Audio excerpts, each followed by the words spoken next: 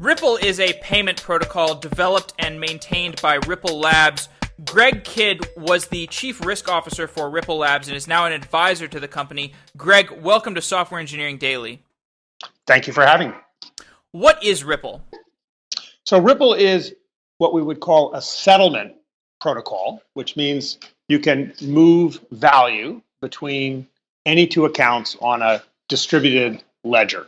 And like Bitcoin, which is also a distributed ledger, the difference with Ripple is that you can put any store of value. So it has its own cryptocurrency, which is XRP, but you can also put, for instance, fiat currency, dollars, euros, yen, or even something like gold. But anything can be on the ledger and can be moved from one party to another.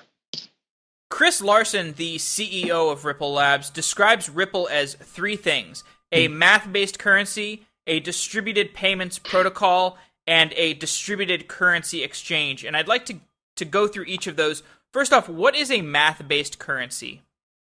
So a math-based currency is generally referred to as a currency that's based on a cryptocurrency security layer, and also that is mathematically capped such that there is a mathematical formula for how much of that currency is.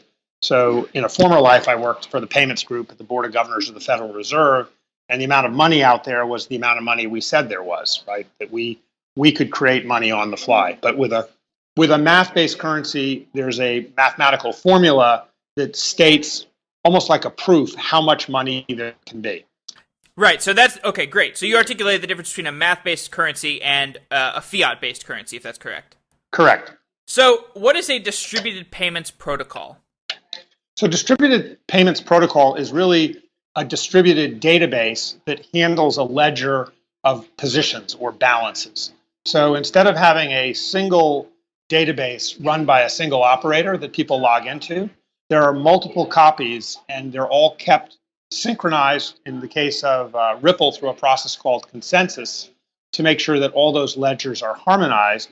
But these ledgers are a very special kind of database because they hold value, basically a number that says how much of X or Y or Z a particular account holds. And that ledger is held by many, many parties as opposed to a single party. That's what makes it a distributed ledger. Great. And so we'll get into the third aspect, the distributed currency exchange, a bit later. But first, I want to get deeper into the idea of a distributed payments protocol. There are two problems that are at the center of distributed payments.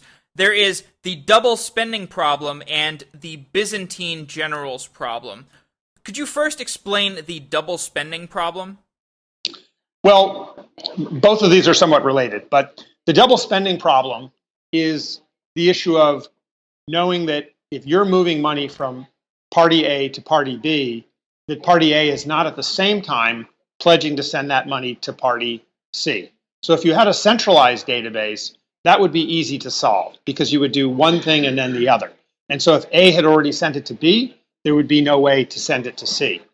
But in a distributed world, and this is where the generals problem comes in, how do you know if one copy is showing that A is sending to B, that another copy doesn't say that A is sending to C, so that there's no coordination and there could be essentially a discrepancy between all the ledgers.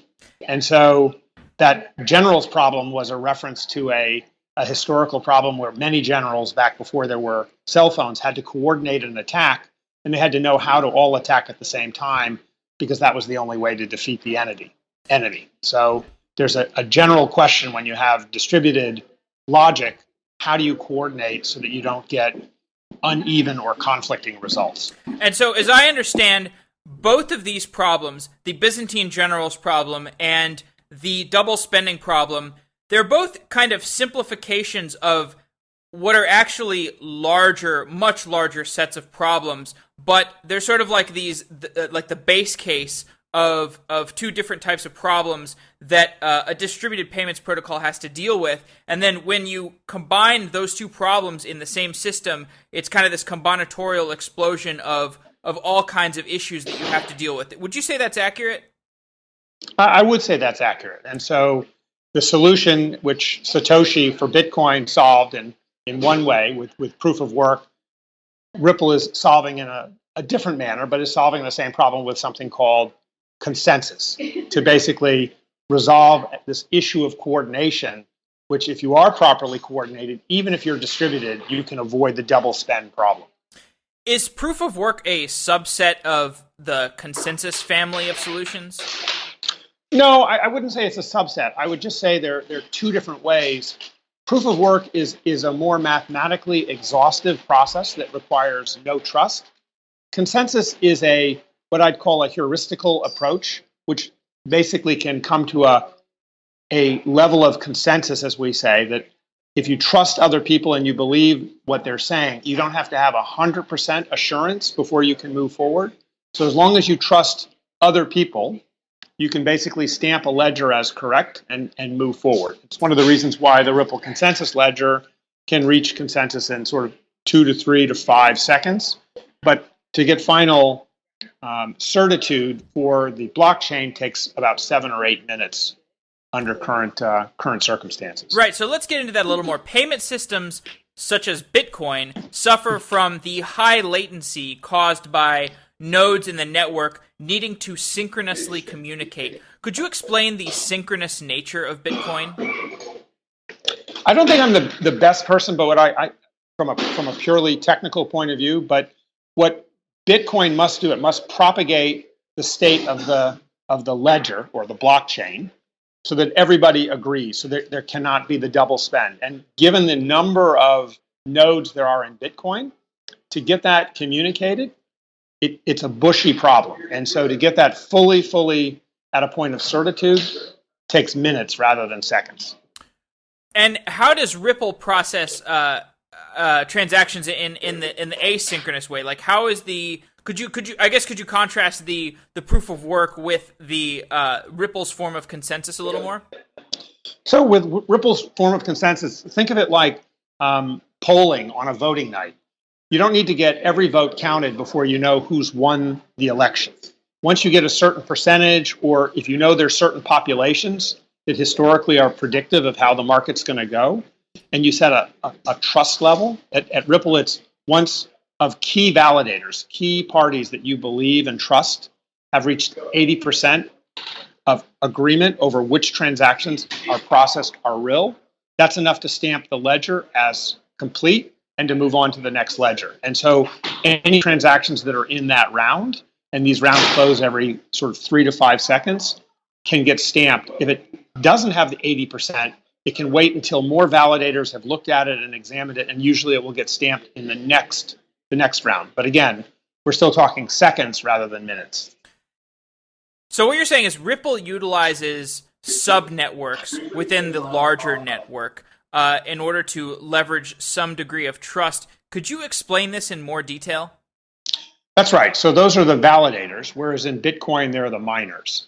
In Ripple's system of validators, these trusted validators, which any party can trust. Like, I don't have to trust the same validators that you trust, but there simply needs to be a voting system of trusted parties that run servers that look at submitted transactions and look to see those look like they've come from good sources. In fact, if one of those validators has gone rogue, the other good validators can say, I'm not going to listen to transactions coming in from those anymore because they've been hijacked.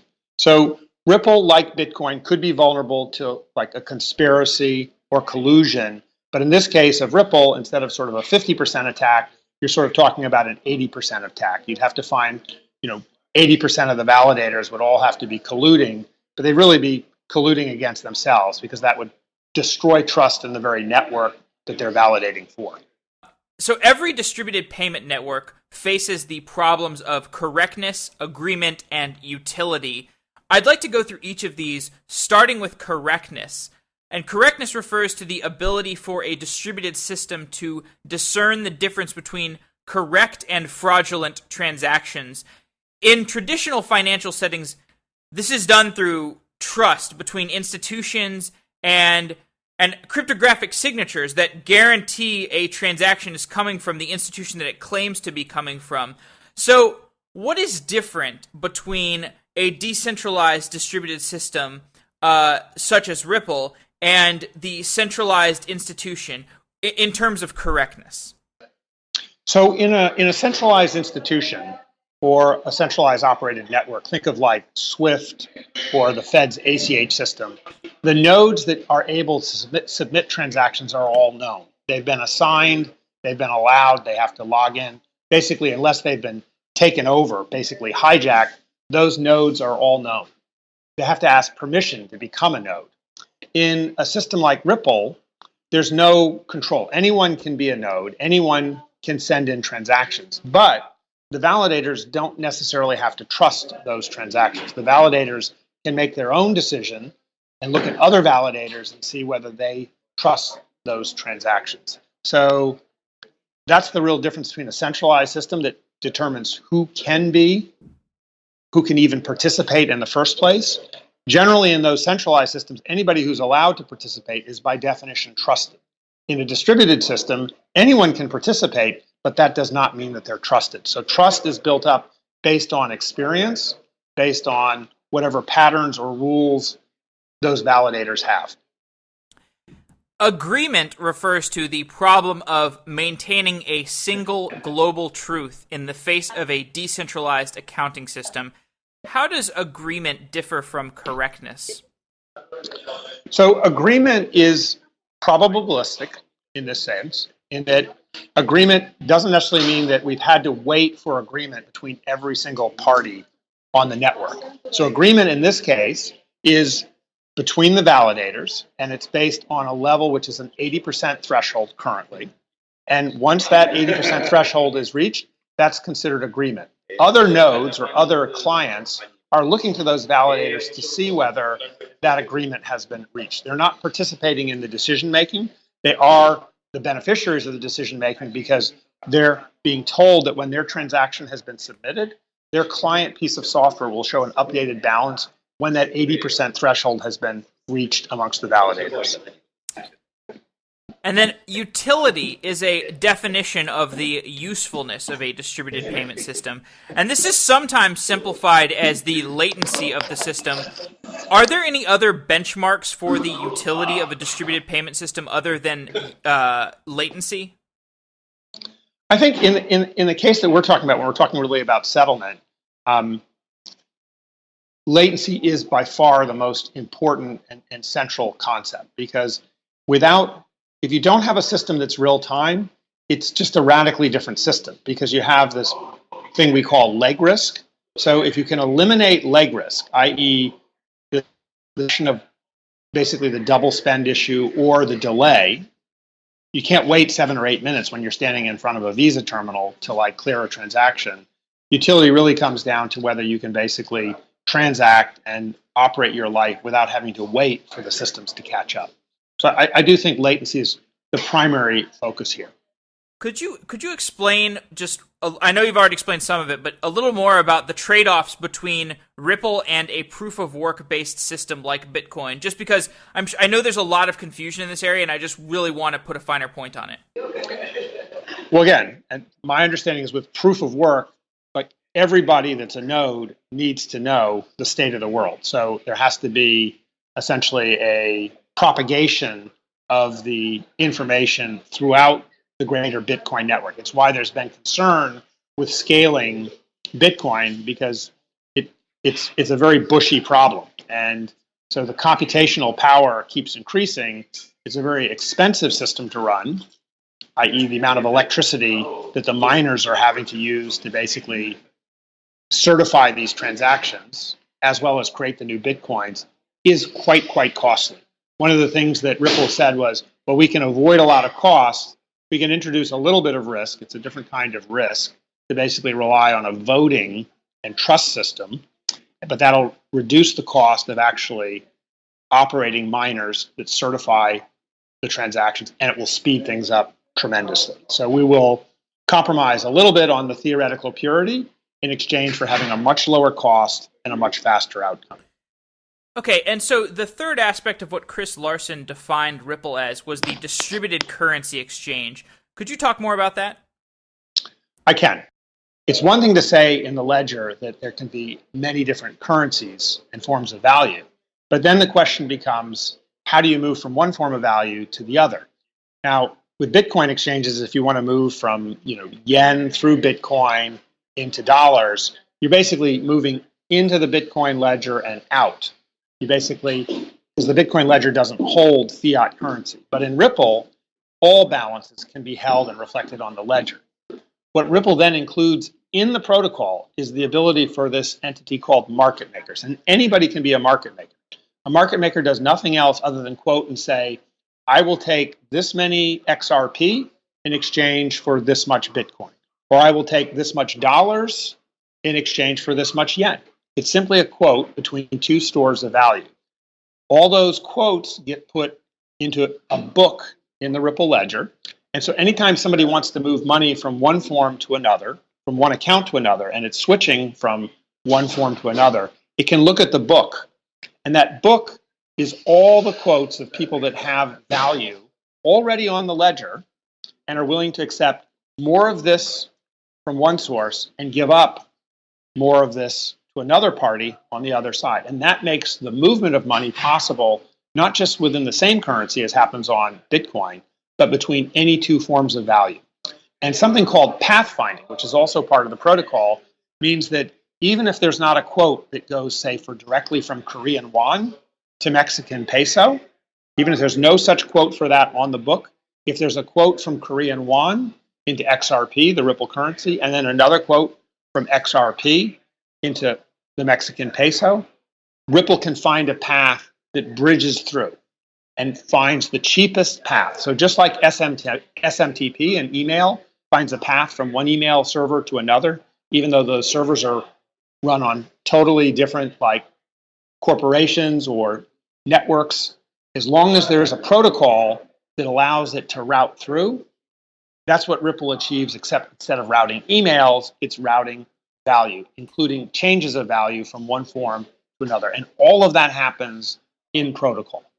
Right, and so this is a super important point, and I want to stress it a little more. So maybe we could go through an example of somebody in maybe a country where he needs to, let's say he's got some a person in some remote country. I'm sure you have an example where somebody needs to buy something that can only be purchased in a currency which this person does not already have.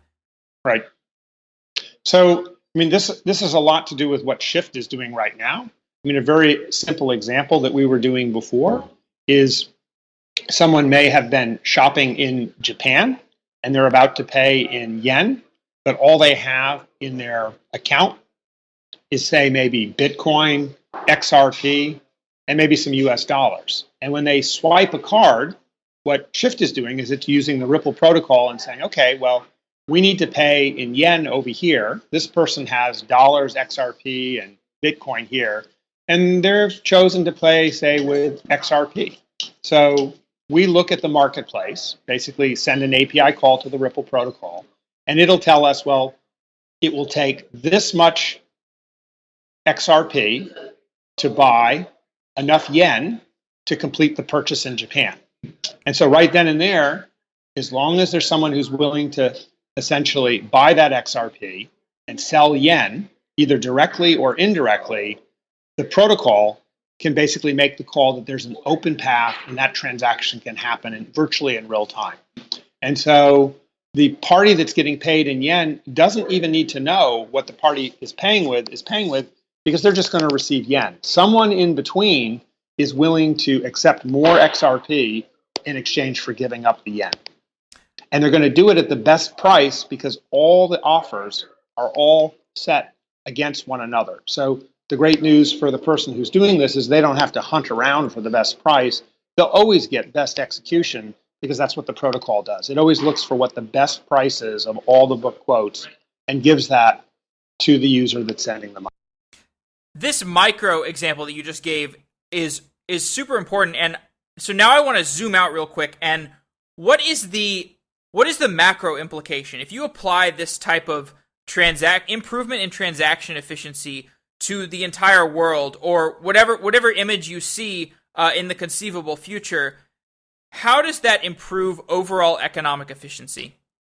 So the big picture is today, people that are moving money around between parties, especially between countries and currencies, to basically make that happen timely, they need to post liquidity in those other places to have money so that people can get paid. Or else they have to rely on the correspondent banking system, where you're relying on a bank to do that for you. And if you've ever done like international wire transfers or anything to do with correspondent banks, you realize that's like a four-party process. Your bank has to talk to the correspondent bank in your country, which talks to their counterpart in the country that you're sending it to, which talks to the final bank where funds are going to become available. And that process takes usually 2 to 3 days, often costs $25 or $35 to do, has a lot of leg risk. So if the transaction gets stopped or blocked or lost anywhere along the way, you can feel like your money's lost. And so there's a layer of friction in global commerce that comes to the fact that there's not currently an end-to-end way to send small or large amounts of money without a lot of risk, a lot of time, and a lot of uncertainty, and a lot of quite a very high margin for the parties that are in between, but quite a bad deal for the sender or receiver.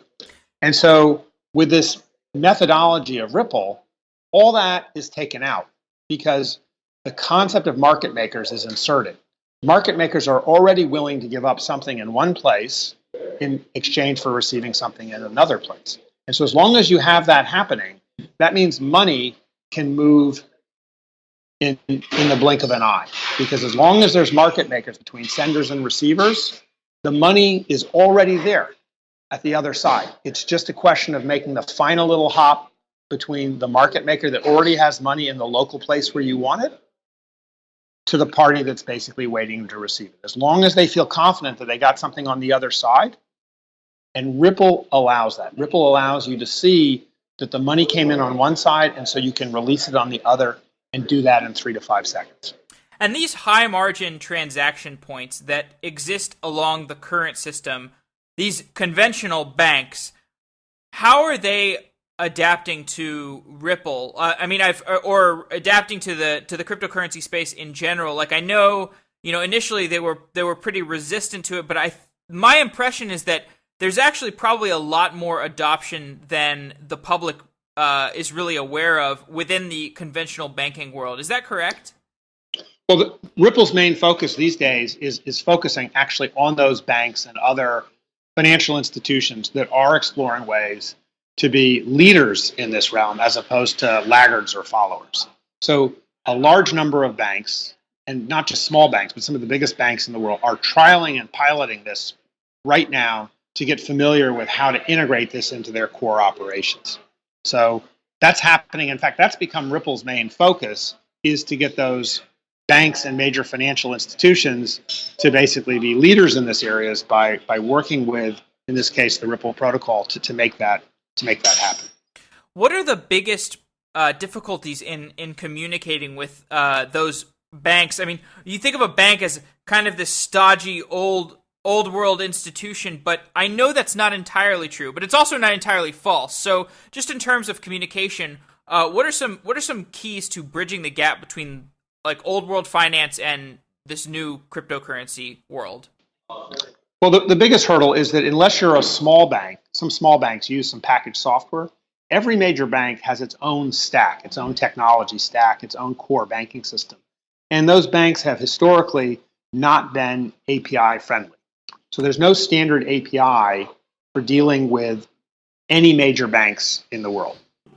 A particular bank might develop some hooks so that you can interact with their bank, but that would mean that any system that you're going to build that's going to move money from bank A to bank B, every interconnection is custom, right? So it would be like trying to connect each email server in the world before there was SMTP, or connect phone companies before there was an SFS standard.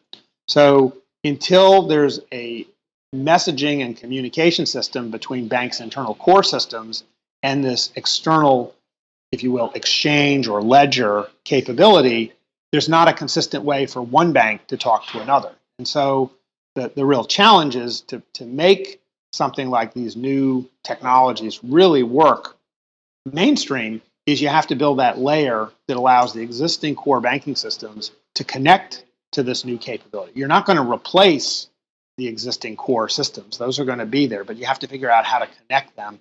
And that's the phase we're in right now, is figuring out how to connect the core banking systems together, but using this new technology, as opposed to using the technology to replace the core banking systems of banks. That's not going to happen.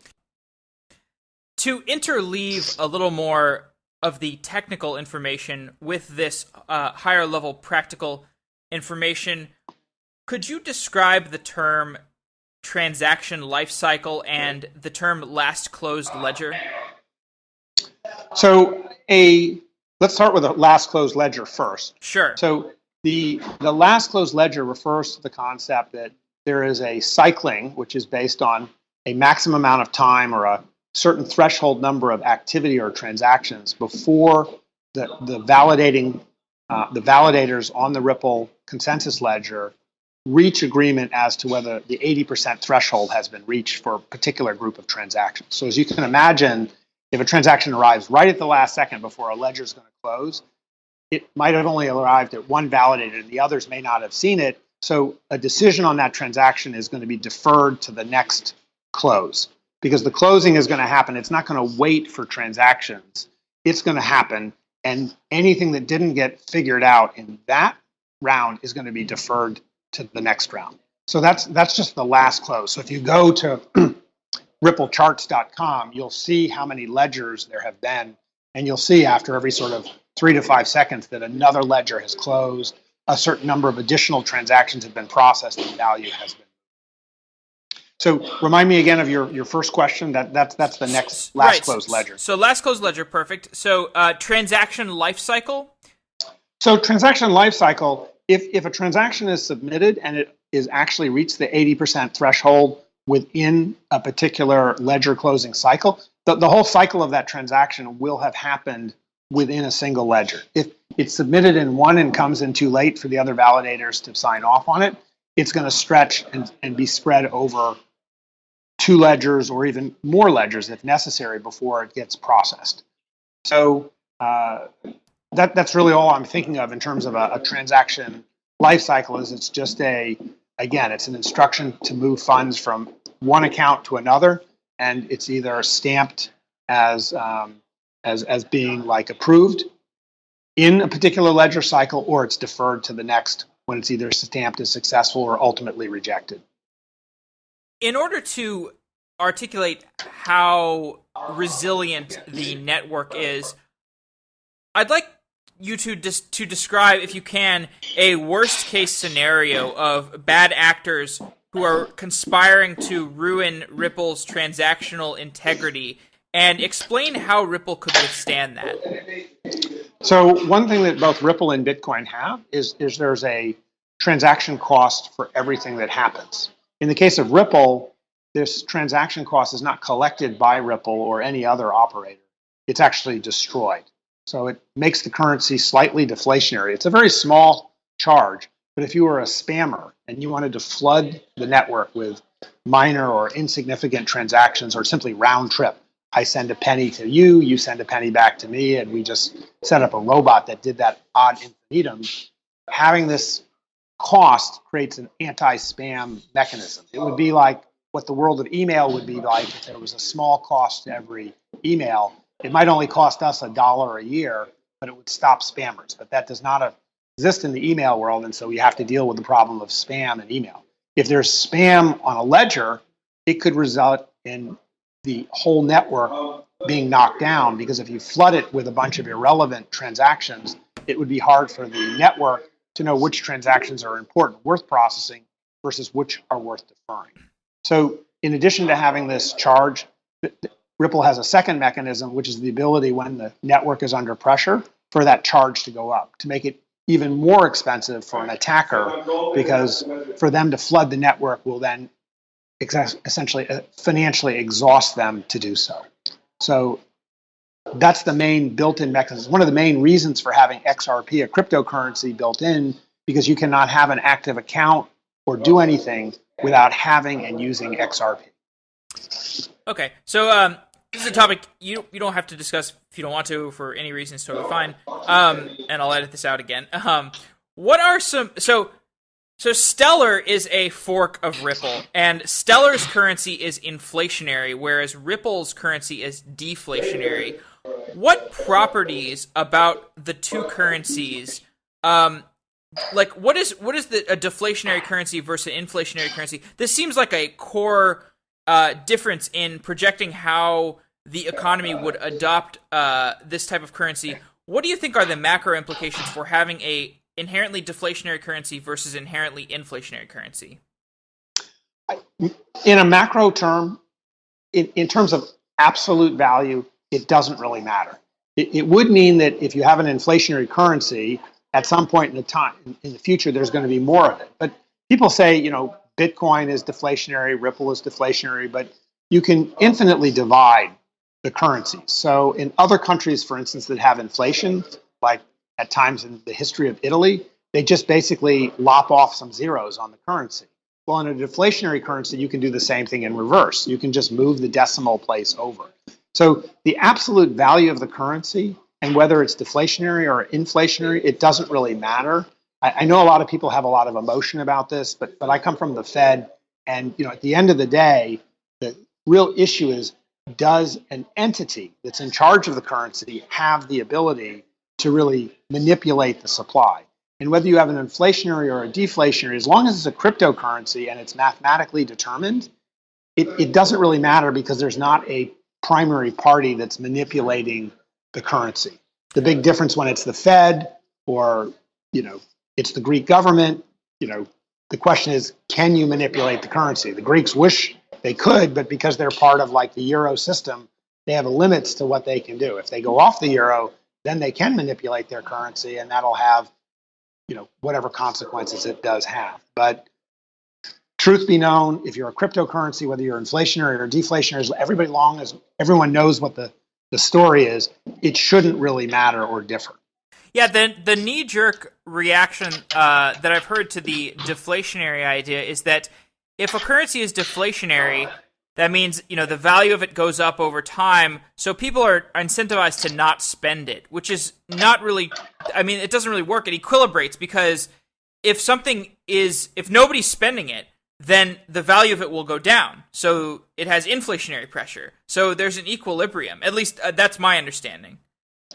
Well, so there's two things. If you're a speculator, you're basically holding something because you think it's going to be worth more in the future, whether it's gold or housing or whatnot. That's really the investment value of an asset class. If what you're doing is you have a certain amount of this and you're really just using it for liquidity to get things done, then the fact that, yes, had you held it, it would be worth more in the future would basically discourage you from spending it. But if what you're spending is such a trivial amount relative to your overall net worth, then you stop worrying about it. So for instance, I do have a large position in cryptocurrencies, both in XRP and in Bitcoin. And I actually have a position in Stellar as well. But I don't have any problem with using my debit card and spending any of those currencies when I'm buying a spicy dog at the 7-Eleven, because it just doesn't matter that much. If I really want to take a long position in the currency, that's like a treasury decision on my part. The idea that I want to be able to spend things because I'm hungry and I want some lunch, that's like an immediate liquidity decision. And you can use these currencies for both. They're not mutually exclusive. What is Ripple Labs? So Ripple Labs is the corporate entity that has built the Ripple protocol and open sourced it. It also works now on building, you think like in terms of Red Hat, they build layers of software that allow enterprises, banks, to basically get up to speed and use the software without having to start from scratch.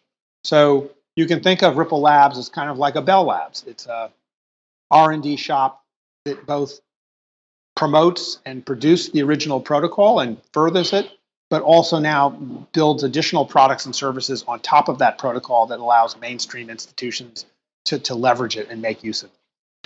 So as you said, it's the Red Hat to Ripple's Linux, or as you paraphrased. And so an added side effect of this that I really appreciate is there's this added marketing power. And I don't say marketing power in a bad way. I saw this manifest as an end user in that Ripple Labs has really well-produced YouTube videos, and this sounds like maybe it isn't a big deal, but it's actually a really big deal because, YouTube explanations and really good diagrams are really important for network effects. Like, certainly more important than, arguably more important than Wikipedia articles. So, you can have a really good Wikipedia article about Bitcoin, but the network effects of a really good YouTube video are arguably going to be stronger. So even if you're like, a critic of Ripple Labs in the sense that you say, this is like this centralization element on this, this decentralized paradise that we would otherwise have, you've got some really good materials for understanding, what Ripple actually does. And so, this brings to mind, like, what are some other advantages to having this subtle element of centralization to the Ripple project? Well, you get this tension. There is centralization because, Ripple Labs is obviously sitting there. And so they also have a big chunk of the XRP. They've raised a lot of capital. So they can basically invest in R&D in a coordinated and strategic fashion. Yet at the same time, they don't control everything. One of the companies I'm invested in is called GateHub. They're some of the guys that helped build Bitstamp, the original European Bitcoin exchange, but also Bitstamp is a gateway on Ripple. And folks like that can jump in and work in a distributed fashion, and they can do things independently, but they can also work with Ripple Labs and say, hey, which direction are you guys going? We know you can't do everything and aren't going to do everything, but if we know you're going in this direction, we'll go and build on top of that and accelerate that. So, I come from the Twitter world, and so Twitter definitely does some stuff itself, but it is also heavily reliant on the ecosystem around Twitter. And it's a tension between having some centralized control and also basically cultivating a developer network. And also being able to create certainty so that not just the developer network, but enterprises that are out there, again, banks and other financial institutions, know that there's someone at the end of the day that's got the light switch on that you can talk to if you have a problem, if you're taking the risk of integrating a major financial institution into a new technology. That just creates a level of comfort and assurance that this whole thing isn't just basically a flash in the pan. Though, let's live out the nightmares of the worst crypto anarchists and say, tomorrow Ripple Labs, it gets buried in an earthquake, the most important stakeholders all die. What happens to Ripple? Well, the Ripple protocol lives on because it's out there. Ripple Labs could go away, the founders could go away, but that ledger is out there. So unless you basically nuke every single version of that ledger, that will just keep running. And as long as you don't lose the position of the ledger, Ripple as a protocol lives on. Similar to Bitcoin, right? There's no way you can kill the beast because there's no head to kill. The protocol will live on. So you've spent some time close to government. How is government responding to the rise of cryptocurrencies and the Cambrian explosion of new types of currencies? Well, governments aren't a unilateral force. So, there's different parts of the U.S. government and other governments. Some think that these new innovations are a currency. Others think they're like a security. Some think they're a commodity. And when they issue conflicting proclamations, when, Texas thinks it's one thing and California thinks it's another and New York goes its own way, it's just the uncertainty. These innovations could live with almost any definition. The thing that really retards progress is when you have to deal with conflicting interpretations and you're building software. So if you tell a software engineer, well, it can be this or this, it's one thing. But if it can be both at the same time, and one will get you into trouble 50% of the time, and the other will get you into trouble 50% of the time, and you don't know which is which, you're going to be in trouble. And so that lack of certainty about how it's regulated is much worse than the fact that it is regulated. In other words, I'm of the camp that would welcome strong regulation, but it has to be clear and consistent regulation. Clear and consistent between the states and the federal government, hopefully clear between different nation states, so you don't create these anomalies and these pockets of opposite realities, and definitely like clear between the states. All those things would do more to accelerate the adoption and growth than anything else that I see that's a blocker for cryptocurrency.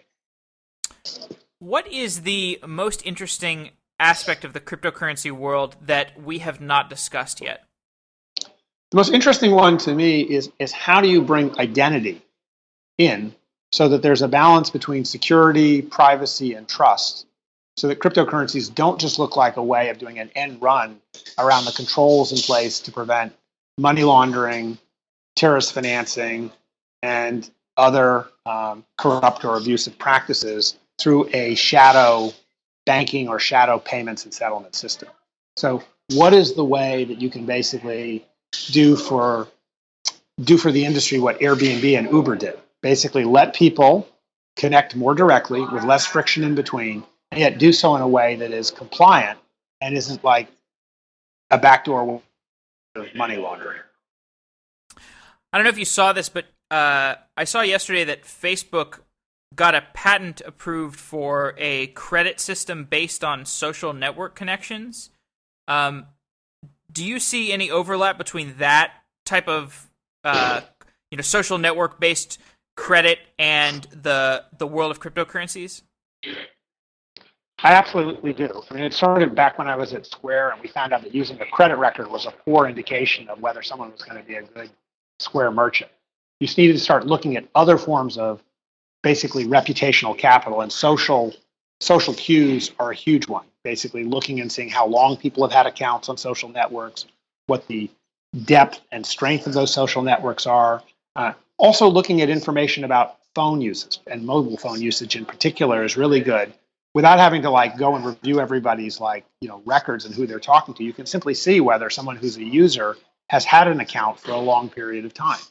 And that in itself gives you an idea that you're probably dealing with a real person rather than somebody who's maybe doing a VoIP fraud and isn't really signing up with a real mobile phone and is looking to basically have just a temporary account and is going to use it to churn and burn and do some bad things. So between the social cues and the increasing power of mobile, you can get risk rates and compliance much better tuned than you could 5 years ago.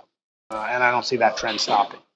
Yeah, and to put a finer point on that, I know this isn't totally relevant to Ripple, but in terms of the discussion of the credit allocated based on social connections, I was talking to somebody about it yesterday, and he was like, this is just going to make payments more discriminatory, loans are going to be more discriminatory. And what I was trying to explain to him was there's tons of capital in the world that is unallocated or underallocated. And when you create a new vessel to ascribe trust to somebody, to ascribe a loan to somebody, this is just going to improve the flow of capital from one place to another. It's not like it's going to, the net effect is not going to be some inhibitory bottleneck. I agree. I mean, I don't believe that investors are looking to discriminate as a way of making money. If you go back to the civil rights movement, it wasn't the bus companies that wanted segregation between blacks and whites on the bus. It made their buses less efficient. They were under pressure from other groups. The actual businesses that are looking to allocate capital, they just basically want good information to do algorithmic lending. They want things to be, if you will, colorblind, so they can basically make a decision on the merits, because if you're going to do something that's discriminatory, it often takes more work to be discriminatory than not discriminatory. That's great. Well, Greg Kidd, thanks so much for coming on Software Engineering Daily. It has been a real pleasure talking to you. Is there anything else you'd like to share about Ripple or any of the other companies that you're involved with? All I'll say is it's very, very early on. This is not like the middle. We're not in the late innings or the middle innings. This is really just the first or second inning, and I think it's going to be really interesting next 5 years.